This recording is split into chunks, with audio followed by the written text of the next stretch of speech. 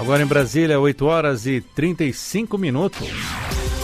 Revista Justiça Entrevista.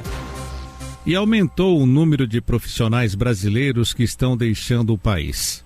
Trata-se de uma imigração qualificada de graduados, especialistas, mestres e doutores brasileiros que estão enxergando fora do Brasil um futuro melhor para ele e também para as famílias. E para falar sobre esse tema, eu converso agora com o mestre em comunicação, jornalista e escritor Rodrigo Lins, ele que é autor de um artigo, Brasil vive epidemia de fuga de cérebros para o exterior. Olá, Rodrigo, seja bem-vindo ao nosso programa. Muito bom dia. Bom dia, ouvintes. Rodrigo, e o que despertou você para esta observação dessa fuga de cérebros? Bom, primeiro, o alto número de brasileiros que tem vindo, especificamente aqui para os Estados Unidos, e como faço parte de diversos grupos do mundo afora, de brasileiros, comunidades brasileiras que estão crescendo muito, me chamou a atenção o número de profissionais altamente qualificados, com graduação, especialização, mestrado, até doutorado, que estão deixando o Brasil para vir para os Estados Unidos, para ir morar em outros países da Europa. Então isso começou a despertar o meu interesse investigativo, e eu fiz uma série de pesquisas para tentar trazer em números essa imigração qualificada que eu estou chamando no artigo. Então vamos lá, já que você disse números, quais os números que você pode trazer para os nossos ouvintes? Bom, aqui nos Estados Unidos, esse número de imigrantes brasileiros deu um salto, Em 2018 foram emitidos quase 4.500 vistos para cidadãos brasileiros, e isso é um aumento de 74% em relação a 2015. Então, esses vistos, basicamente, o que mudou, na verdade, na concessão, além do número de vistos concedidos para brasileiros, a gente está tratando aqui de vistos para brasileiros que vão trabalhar, que vão vir para, de certa forma, residir aqui nos Estados Unidos. Isso aumentou o número de vistos e aumentou também o número de profissionais que buscam esses vistos, A residência permanente, antigamente, aqui nos Estados Unidos, estava muito associada à imigração parental, que é um vínculo de parentesco que você tem com algum cidadão americano. E agora não mais, Agora a gente tem visto pessoas que não têm vínculo nenhum com os Estados Unidos, que às vezes nem têm parentes que moram aqui, não são, irmãos, pais, enfim, não tem parentesco nenhum com quem mora nos Estados Unidos, com nenhum cidadão americano, mas que traz a carreira para os Estados Unidos, vem trabalhar aqui e consegue ter esse visto aprovado, E se você for somar também, existe um aumento expressivo da concessão de vistos de trabalho na Europa, principalmente em Portugal, que é o principal destino escolhido agora por brasileiros, pela primeira vez esse ano passado e esse ano ainda continua em liderança. Portugal é o destino mais escolhido por brasileiros na hora de imigrar, derrubou aí os Estados Unidos do topo do ranking. Há muitos anos os Estados Unidos era o país mais escolhido, mas eu acredito que é pelas políticas imigratórias aí. Os brasileiros têm começado a pensar um pouco melhor sobre outros países e têm ido muito mais a Portugal. Também aumentou o número de vistos concedidos para brasileiros na modalidade de residência permanente em Portugal. E Rodrigo, voltando aos Estados Unidos, existe o visto Einstein? Sim, esse é um visto de habilidades extraordinárias que o governo americano concede para profissionais habilitados, e muita gente confunde esse visto com um visto de celebridade, Mas não, existem atletas, professores de matemática, engenheiros, profissionais da área da saúde, de modo geral, diversos profissionais brasileiros que têm graduação, que têm acima de 5 anos de experiência na sua área, que conseguem comprovar esse vínculo empregatício, que conseguem provar produção de conteúdo e de expertise qualificada. O governo americano concede esse visto, que é o EB1A, para profissionais que querem trabalhar aqui. E a qualificação, o que o brasileiro deve aplicar para conseguir as exigências para este visto Einstein? Bom, são 10 critérios e esse chamado visto Einstein é só um dos vistos, A gente tem uma oferta de praticamente quase 40 vistos que premiam aí profissionais estrangeiros que queiram morar e trabalhar aqui, e tem vistos inclusive específicos, como por exemplo, profissionais jornalistas podem aplicar para um visto específico de jornalistas e conseguirem trabalhar e permanecer aqui nos Estados Unidos. Então, existem categorias, né, e essas categorias, o EB1A é o topo, que é esse visto Einstein, mas abaixo dele existe o EB2, que é um visto um pouco mais fácil de você conseguir, mas basicamente o espectro desse visto é habilidades extraordinárias e excepcionais. Se você é um profissional que consegue provar que você tem mais de 5 anos de experiência na sua formação, né, que você tem formação acadêmica, primeiro passo, que você tem artigos publicados, que você ganha acima da média na sua área, que você é um profissional bem recomendado pelos seus pares, né, por outros profissionais da sua área, ou seja, que você tem credibilidade no seu país. São critérios até um pouco subjetivos, mas que o governo americano tá em busca, né, até porque o desemprego aqui é o menor em 49 anos. Então, está em estado de pleno emprego. O presidente Donald Trump sabe que precisa dessa mão de obra altamente qualificada vindo de países estrangeiros, e como ele tem apertado muito o cerco na imigração ilegal, automaticamente isso abre um espaço enorme para a imigração legal, né, para a imigração de profissionais que trazem a carreira para cá e conseguem trabalhar legalmente.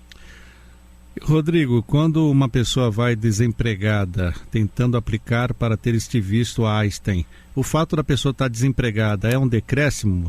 Acaba gerando um ponto negativo? Não, na verdade o visto ele olha o todo da sua carreira, ele não olha o seu momento atual, né? Muita gente tem dúvida também sobre se você pode aplicar esse visto aqui dos Estados Unidos ou aí do Brasil. Você pode aplicar das duas formas, né? Tanto estando aí, quanto quando você vem para cá e decide realmente ficar aqui e aplica o visto daqui. O que acontece o visto ele vai olhar para o seu passado. E se você não tem esse passado bem registrado, é preciso aí fazer uma avaliação, né, verificar o que você pode construir do ponto de vista de levantamento histórico da sua carreira, para que você possa oferecer esses documentos para a imigração, e junto a esse processo eles conseguem avaliar o seu caso e dizer se você pode ou não trabalhar nos Estados Unidos. O mais importante é que aqui nos Estados Unidos eles fazem uma avaliação muito criteriosa, e agora o presidente Donald Trump colocou uma entrevista em inglês, que não existia no passado. Então agora o profissional que deseja realmente internacionalizar, ele realmente precisa entender um pouco de inglês para que ele possa fazer essa entrevista com a agente de imigração no momento em que ele tiver o caso sendo avaliado. Estou conversando com o mestre em comunicação, jornalista e escritor Rodrigo Lins. Ele é autor do artigo Brasil vive epidemia de fuga de cérebros para o exterior. Rodrigo, existe um ranking de quais países saem mais as pessoas que vão para os Estados Unidos? Como é que está o Brasil nessa situação? Bom, o Brasil já é o principal país, depois do México, o Brasil é o segundo do ranking aí em que pessoas imigram para cá, mas nós já somos os primeiros do ranking. A produção de riquezas nos Estados Unidos, na comunidade brasileira, é assustadora. A gente tem um dado muito recente, que é a geração de empregos por empresas brasileiras aqui no território americano. Essas empresas geraram até 2017 72.400 vagas de emprego, e isso só perderam para o México, né, para as empresas que são de origem mexicana. Então, assim, o desempenho da comunidade brasileira aqui é muito assustador, no bom sentido. Em alguns estados americanos, por exemplo, os brasileiros já ganham mais até do que o próprio americano. Então, essa mudança de perfil mesmo que está fazendo com que o brasileiro venha para cá, esse brasileiro mais qualificado, e ele consiga empreender, né? Os Estados Unidos é o país do empresário, um país que estimula, né, a produção. Então, esse novo imigrante brasileiro que sai do Brasil já com a carreira, ele não quer perder tudo que ele deixou, que ele construiu aí, para começar do zero em um outro país. Então, ele leva consigo essa bagagem, traz consigo essa bagagem e consegue aí promover, produzir, se acoplar ao mercado, que é muito importante. E eu acho que isso tem feito com que esse visto de habilidades extraordinárias, o visto Einstein, como você chamou, e é popularmente conhecido, ele tenha sido um dos vistos principais para os brasileiros agora, nessa nova temporada. Esse termo visto Einstein eu peguei aqui no seu próprio artigo, por isso que eu também nem conheci e fiquei curioso por ele. Sim. E Rodrigo, uma outra pergunta, existem estados americanos em que há mais brasileiros? Porque normalmente quando se fala brasileiro nos Estados Unidos, fala-se em Miami, Flórida. E existem outros estados, Rodrigo, que os brasileiros não se atentaram, mas que podem ser bons estados para trabalho? Sim, totalmente. A Flórida, a imigração de brasileiros para os Estados Unidos, ela aconteceu de uma forma muito singular, porque criaram-se núcleos, né, grandes núcleos de comunidade em alguns estados. Por exemplo, Massachusetts, a gente tem Boston, que é a cidade que tem maior população brasileira, aí tem Newark, que fica ali próximo de Nova York, que é dentro de New Jersey, e aí a gente tem a Flórida. Então esses três estados, que, né, Nova Jersey,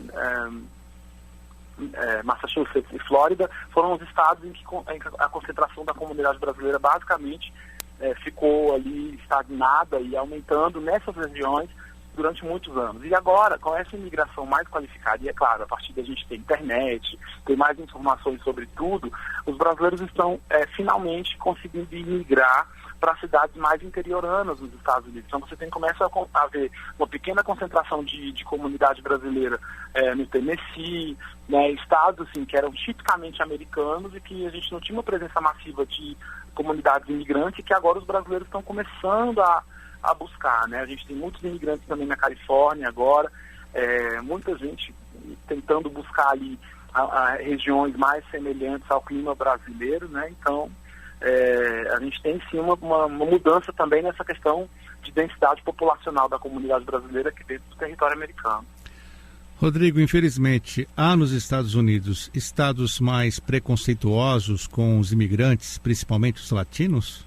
Sim, existe esse conflito, sobretudo agora a gente está tendo uma grande reação social a esse movimento ultra-supremacista branco, que tem empreendido uma série de protestos, né, aqui nos Estados Unidos, e a população americana tem sim se inflamado um pouco com os discursos, né, muito até liberais e consoantes do presidente Donald Trump com relação a essas ideologias, mas isso tem sim acordado no americano, né, nativo, nesse americano mais preconceituoso, essa vontade de se expressar contra a comunidade. É importante falar assim, que o imigrante que sofre mais com esse tipo de tratamento, né, preconceituoso, com essa reação negativa da comunidade americana local, é o imigrante que está no front, né, o imigrante que está atendendo em loja, que está trabalhando em mercado, é o imigrante que está ali nas funções mais operacionais, porque é ele que acaba tendo convívio com esses americanos locais. Mas, usualmente, isso tem diminuído nas grandes cidades, as maiores cidades, as cidades mais populares, principalmente cidades com potencial turístico, e estados mesmo que têm potencial turístico muito grande, como é o caso da Flórida. Essa reação mais agressiva e mais preconceituosa acaba não sendo notada. Então, a gente passa a ter aí também né, esses brasileiros entrando nessas comunidades mais fechadas, passam a ter também um papel aí de enfrentamento dessa realidade, né? E, Rodrigo, para finalizarmos, qual conselho você deixa para que o brasileiro tente esta mudança de país, mas não erre, não tente fazer de uma forma ilegal esta mudança, e quais erros que você acompanha nesses processos de internacionalização? Bom, primeiro aquilo que eu falei, né? Você está no Brasil trabalhando e eu acho que a ideia desse artigo é bem provar que é preciso que o governo brasileiro tome medidas para a contenção dessa força jovem de trabalho. A gente está trabalhando agora em um estudo para identificar a faixa etária, mas já tem estudos que comprovam que a faixa etária do brasileiro que mora nos Estados Unidos, esse novo imigrante que veio de 4 anos para cá, está entre 23 e 35 anos, ou seja, é uma parcela jovem da população que possivelmente não vai voltar ao Brasil. Então, assim, você tem uma força jovem de engenheiros, dentistas, médicos, uma série de profissionais que deveriam estar contribuindo, pesquisadores, né, professores universitários, enfim, que deveriam estar contribuindo com o Brasil e que estão deixando o Brasil. Esse é um primeiro ponto importante para a gente frisar. E o segundo ponto, respondendo a sua questão pontualmente, eu acredito que a pessoa que pretende imigrar, ela precisa primeiro ter consciência de que ela está indo para um mundo novo e tem que ser uma pessoa adaptável, né? Ela tem que se adaptar à nova cultura, a buscar idiomas, buscar esse caminho, sabe, de viver internacionalmente, saber que ela vai passar por por momentos de fragilidade, porque, como você falou, a gente enfrenta o preconceito por sermos ali parte da comunidade, né, latina, e também enfrentamos uma série de fatores emocionais que ninguém fala. Quando se pensa em imigrar, a gente pensa muito no lado técnico, no lado econômico, mas, no lado social, mas não se pensa muito no lado emocional, né? E isso é o que impacta muito. É o que eu tenho visto muitos brasileiros que às vezes regressam para o Brasil após um período aqui nos Estados Unidos, por conta dessas fragilidades emocionais, distância da família. Então, é planejamento. Se você não planejar a sua vinda, se você não conseguir se cercar de opiniões válidas, né, de profissionais que entendam, que já estejam aqui, de gente séria, que sabe, que consiga te dar um conselho assertivo, você vai com certeza naufragar. E isso vai ter, além de naufragar, né, a expectativa de naufragar emocionalmente, você vai ter uma série de prejuízos que você deveria ter evitado. E lembrando que o prejuízo, quando você sai do Brasil, ele é na moeda do país, né? Então, se você vem para os Estados Unidos, seu prejuízo vai ser em dólar, o que vai te obrigar a pensar um pouco mais antes de... Eu agradeço a participação na Rádio Justiça do mestre em comunicação, jornalista, escritor e colaborador da Rádio Justiça, Rodrigo Lins. Ele falou um pouco conosco sobre o artigo de autoria dele, Brasil vive epidemia de fuga de cérebros para o exterior. Rodrigo, muito obrigado por atender mais uma vez a Rádio Justiça e até uma próxima. Olá, eu que agradeço. Obrigado a todos.